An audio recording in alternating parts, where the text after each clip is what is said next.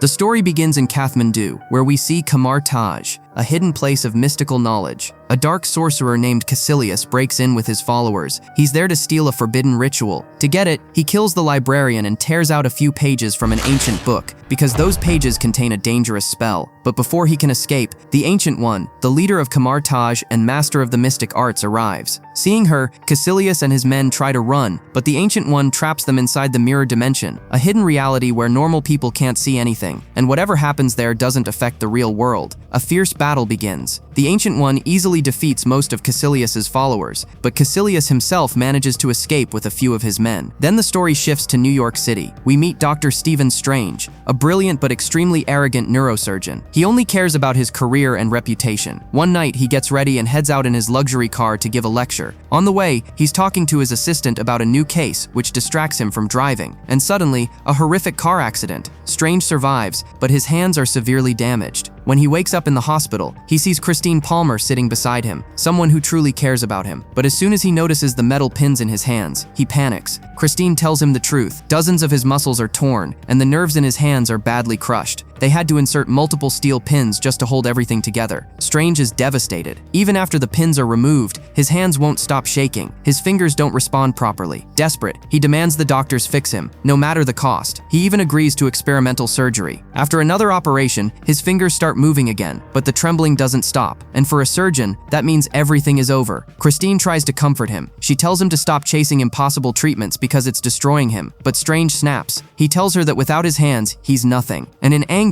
he accuses her of pitying him instead of truly caring. Hurt by his words, Christine walks away. Later, while going through more treatments, Strange tells another doctor that none of this is working. That's when the doctor mentions something unusual. A man who was completely paralyzed, with no hope of walking, somehow recovered. Strange doesn't believe it at first, but when he sees the medical file, he realizes it's real. The next day, he meets that man, Pangborn. Strange asks him how he healed. Pangborn explains, when his body failed, all he had left was his mind. So he went searching for answers, and that journey led him to Kamarage. There, he found a teacher, and something beyond science. His pain faded, his soul found peace, and somehow, his body healed. But he also admits, he never fully understood everything there. He just accepted the miracle, and came back. Then he tells Strange, if you really want answers, go to Kathmandu and find Kamarage. Driven by desperation, Strange travels all the way to Kathmandu. He searches everywhere, asking people about Kamarage, but no one seems to know anything. Until one day, some thugs surround him and start beating him, and just when things look hopeless, a mysterious hooded man appears and saves him. His name is Mordo. Mordo takes Strange to Kamarage, where he finally meets the Ancient One, and she calmly tells him, I already know you've had 7 surgeries. Strange asks the Ancient One how she managed to heal a man like Pangborn, whose spine was completely broken. She calmly replies, I didn't fix his spine, I simply showed him that he could walk. Strange tries to make sense of it. He says, so you've discovered a way for the body to regenerate itself, to heal using its own cells. But the Ancient One shakes her head. That's not it. I can only teach you how the soul can influence the body, how it can help it heal. She starts talking about chakras, energy flow, and even acupuncture. But Strange doesn't buy any of it. He looks at her and says, I don't believe in the soul. There is no such thing. We're just made of matter, tiny, insignificant pieces in this vast universe. And honestly, all this talk about the soul, it's nonsense. And then, in a single motion, the Ancient One strikes him. Suddenly, Strange's soul is pushed out of his body. He looks down at himself, completely shocked. What did you just do to me? For a moment, you stepped into the spiritual world, a place where the soul exists without the body. Strange is terrified and confused. Why are you doing this to me? The Ancient One answers, because you need to understand this physical world is not the only reality. There are countless other dimensions, and you know nothing about them. Then, using her powers, she sends Strange on a mind-bending journey. He sees the multiverse, endless realities, some beautiful and some truly terrifying. His perception of reality completely shatters. Moments later, he's thrown back into his body. Still shaken, Strange looks at her and says, teach me, please. Teach me how to do all of this. But the Ancient One refuses, and just like that, she throws him out of Kamarage. Strange is desperate. He keeps knocking on the door, begging to be let back in. Hours pass. Mordo notices this and goes to the Ancient One. He tells her, he's been standing at the door for 5 hours. There must be something special about him. But she replies, he's stubborn and full of pride. I've seen those same traits before in Caecilius. I don't want to lose another student to the dark side. Mordo responds, but you didn't lose me. You gave me power, so I could fight the darkness within myself and live by the rules. The Ancient One says something deep. We don't defeat the darkness inside us. We rise above it. it. Then Mordo reminds her, Caecilius still has those stolen pages, and if he understands them, he could destroy everything. The future is uncertain, and we might need someone like Strange. Hearing this, the Ancient One finally agrees. Mordo brings Strange back inside Kamarage. He shows him his room and tells him to rest and to prepare himself. The next day, Strange's training begins. The Ancient One explains, we draw energy from different dimensions. We cast spells, shape weapons, and perform what you would call miracles. Strange, still skeptical, says, even if my fingers could do all that, my hands would just be moving in the air. How does any of this actually work? The Ancient One asks him a simple question. How did you learn to fix broken bones and damaged nerves? Strange replies, years of study and practice. And that's when it clicks. If he wants to learn magic, he'll have to study and practice, just like before. So Strange heads to the library of Kamarage. There he meets Wong. Strange notices a section of restricted books and asks about them. Wong tells him, these are the Ancient One's personal books. Strange asks, so, they're forbidden? Wong replies, no knowledge is forbidden here, except for certain rituals. He also adds, other than the Ancient One, no one has ever fully understood these books. Curious, Strange opens one of them and notices that a few pages are missing. Wong explains, that book contains secrets about time, and those missing pages were stolen by a former master, Caecilius. He killed the previous librarian, and now I'm the one in charge. So if any book goes missing, I'll know. Strange takes a few books and leaves. Meanwhile, we see Caecilius and his followers trying to decode the stolen pages and unlock the dangerous ritual. Now Strange begins training with Mordo alongside other students. Mordo gives each of them a sling ring, a mystical tool. He explains, mastering this ring is essential. It allows us to travel across dimensions, but to use it, you must focus your mind completely and clearly imagine the place you want to go. Strange tries again and again, but nothing happens. He can't create a portal because deep down, he still believes his hands are the problem. They're shaking, and he thinks that makes him useless. Just then, the Ancient One arrives. Strange tells her, I can't do this. My hands won't let me. That's when Master Hamir steps forward, a sorcerer with only one hand, and yet he performs magic effortlessly. Strange is stunned. The Ancient One looks at him and says, your knowledge has taken you far, but it won't take you any further. Let go of your ego, and your power will grow. Then suddenly, she takes Strange to Mount Everest, freezing winds, extreme conditions, and she tells him, in this temperature, a human can only survive for about 30 minutes, and after that, your body shuts down. And just like that, she leaves him there. Now it's a race against time. Strange struggles, panics, tries again and again, until finally, he lets go of his fear and his ego, and activates the sling ring. A portal opens, and he escapes back to Kamarage. The next day, Strange goes to Wong, asking for books about the soul, but Wong refuses, so Strange gets creative. Using the sling ring, he secretly takes the books anyway. At night, he separates his astral form from his body and starts reading while his physical body rests. Page after page, night after night, he begins learning magic at an incredible speed. The next day, the Ancient One calls him. She tells him, you're learning faster than anyone I've ever seen, but now you need a safe place to practice. She takes him into the mirror dimension again and explains this dimension exists everywhere, but remains unseen. We use it for training, observation, and sometimes to contain threats. Meanwhile, Mordo starts training Strange in combat. He shows him different mystical weapons. Curious,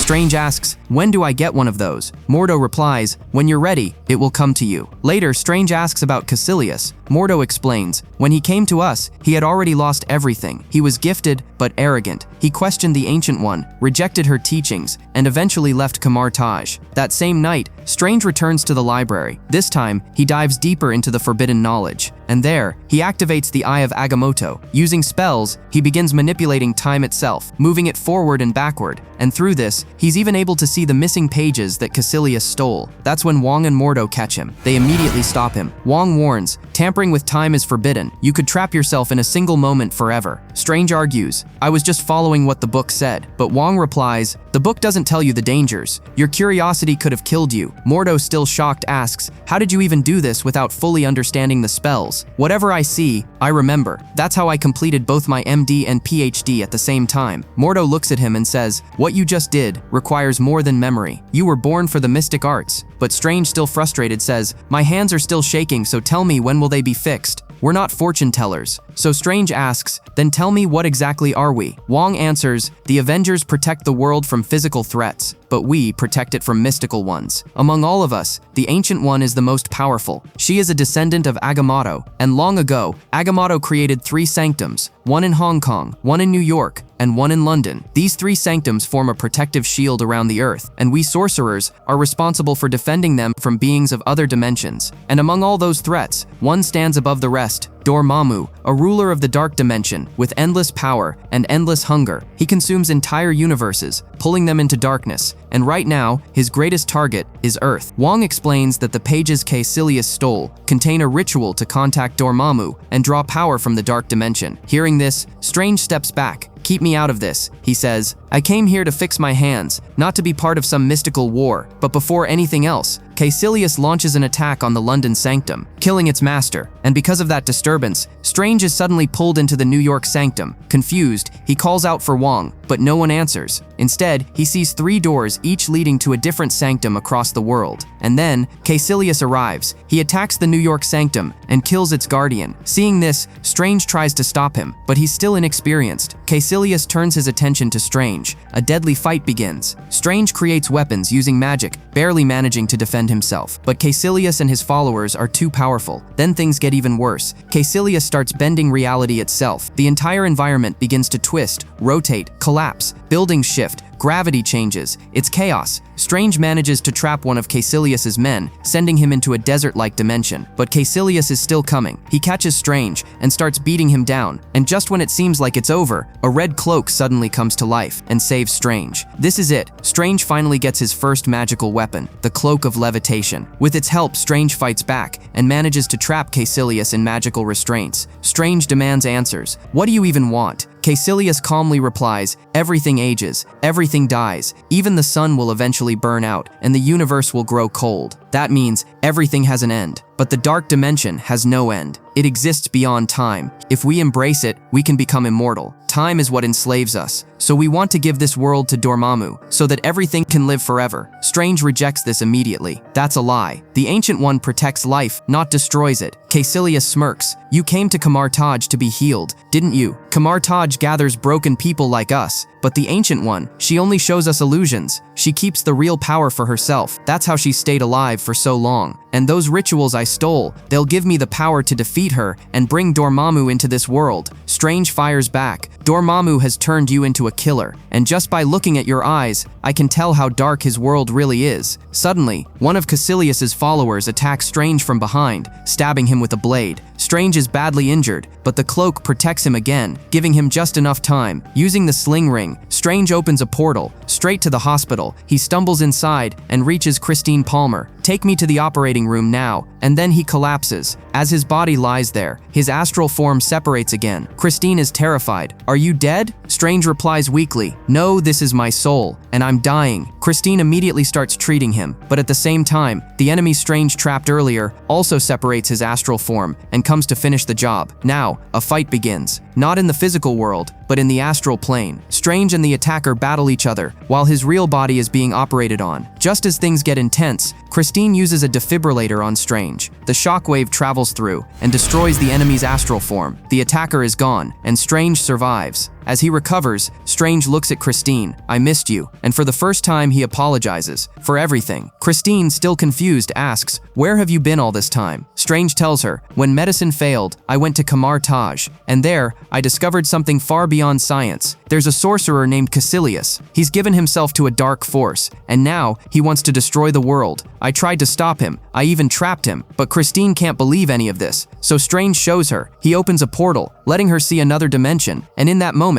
Christine realizes this is all real. Strange then quietly says, "I have to go," and leaves. Christine stands there, completely stunned. When Strange arrives back, the Cloak of Levitation flies straight to him, almost like it chose him. He immediately goes looking for Caecilius, but he's gone. Just then, Mordo and the Ancient One arrive. They're impressed, especially seeing Strange with his first magical weapon. Strange tells them, Caecilius escaped, and now he can manipulate reality in the real world, not just the mirror dimension. The Ancient One grows serious. The London sanctum has fallen. Now only New York and Hong Kong remain. But you saved the New York sanctum. She looks at him and says, "You are ready to become a master." But Strange shakes his head. "I'm not a master. When I became a doctor, I took an oath to never harm anyone. And today, I killed someone. I won't do that again." Then he looks at her and says something shocking. "I know your secret. You've been drawing power from the dark dimension to stay alive. I've seen the rituals. I know how you do it." The Ancient One says nothing. She simply walks away. And then Caecilius attacks again. This time, the New York sanctum. Mordo turns to Strange. "We have to stop him." Strange acts quickly. Using his magic, he traps Caecilius and his followers inside the mirror dimension. But this was a mistake, because inside the mirror dimension, Caecilius becomes even more dangerous. He can't harm the real world, but he can kill them. Reality starts bending again. The entire dimension twists under Caecilius's control. Strange and Mordo try to escape, even stealing a sling ring to open a portal, but Caecilius keeps altering the path, trapping them inside. Eventually, Caecilius catches Strange and starts overpowering him, and just before it's too late, the Ancient One arrives. She reshapes the entire dimension, turning it into a stable battlefield. Even Mordo is shocked, because now it's clear she has been drawing power from the dark dimension. The Ancient One confronts Caecilius. "Dormammu is deceiving you. His promise of eternal life is not a gift, it's a curse. You will never truly live in his world." But Caecilius doesn't listen. He attacks with everything he has, and in the chaos, he strikes the Ancient One, badly. Using a portal, she's thrown out of the mirror dimension, back into the real world, severely injured. Strange rushes her to the hospital to Christine. They begin surgery immediately, but then her heart stops. In that moment, Strange leaves his body again and sees her in her astral form, drifting away. He reaches her. "You have to come back, you don't have time." But she gently replies, "We are not bound by time. I've spent years looking beyond it, but I can't see past this moment, because this is where my journey ends.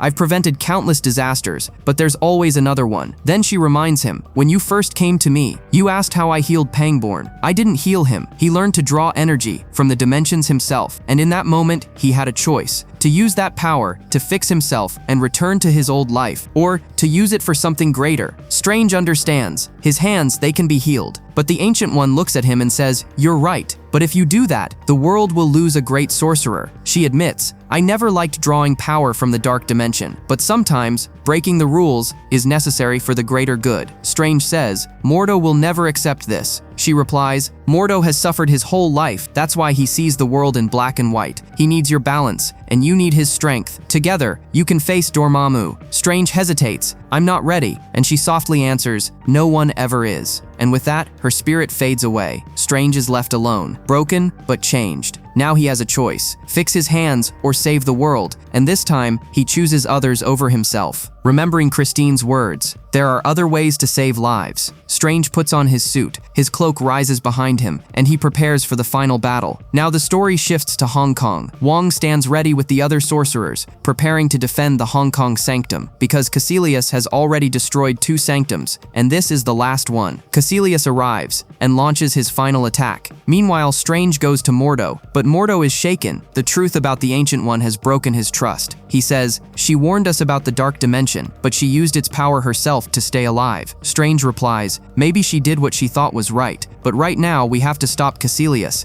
I can't do this alone." After a moment, Mordo agrees. Using the sling ring, they open a portal and arrive in Hong Kong, but when they get there, it's already too late. The sanctum is destroyed, the city is collapsing, and Dormammu is slowly entering Earth. It's over. No one can stop him now, but Strange refuses to give up. "We have to try." He activates the Eye of Agamotto and begins casting a spell, reversing time itself. Everything starts moving backward. Buildings rebuild. People come back to life. Even Wong is revived. But Caecilius notices this and attacks again. Strange and Mordo fight back, trapping Caecilius and his followers within the reversing environment. Strange warns Wong, "Once the sanctum is restored, they'll attack again. We have to stop them now." But suddenly, Caecilius breaks through. The spell collapses. Time freezes. Caecilius smiles. "Look at that world beyond time. Perfect, eternal." And in that moment, Strange gets an idea. He does something no one expects. He enters the dark dimension. He comes face to face with Dormammu and activates the time loop. "I've come to bargain." Dormammu laughs. "You've come to die. This world is mine." And just like that, he kills Strange. But then time resets. Strange is back. "I've come to bargain." Again and again and again. Dormammu kills him, over and over, but Strange keeps coming back. Dormammu is confused, angry, trapped. Strange finally explains, "You gave Caecilius power, and I brought a little power of my own. Time. This is an endless loop, and now we're both stuck in it." No matter how many times Dormammu kills him, Strange returns, unbreakable. Eventually, Dormammu gives in. "Stop this. Set me free." Strange finally makes his deal. "Leave Earth, take Caecilius and his followers with you, and never come back." With no other choice, Dormammu agrees. The loop breaks. Strange returns, and Caecilius begins to transform. Strange looks at him and says, "This This is the eternal life you wanted. Caecilius and his followers turn into ash and are pulled into the dark dimension. Dormammu disappears. Everything is saved. Wong smiles, relieved, but Mordo is not. He says, "We stopped Dormammu, but we broke the natural laws. There will be a price. I can't follow this path anymore." And with that, Mordo walks away. Later, Strange returns the Eye of Agamotto. Wong tells him, "You made the right choice. You're not ready to fully control its power yet, and now the entire universe knows that the Ancient One is gone. We must be ready." And just like that, Stephen Strange becomes the master of the New York Sanctum, protector of Earth. Mid-credit scene, we see Thor sitting with Strange. Thor is searching for his father, Odin. Strange offers his help, promising to assist him in finding Odin. End credit scene. Mordo visits Pangborn, and suddenly, he takes away his power. Pangborn collapses, paralyzed again. Mordo says, "There are too many sorcerers, and I'm going to fix that." If you enjoyed this video, check out this one next. It's a beautiful story about a girl and her bond with a white lion. You don't want to miss it.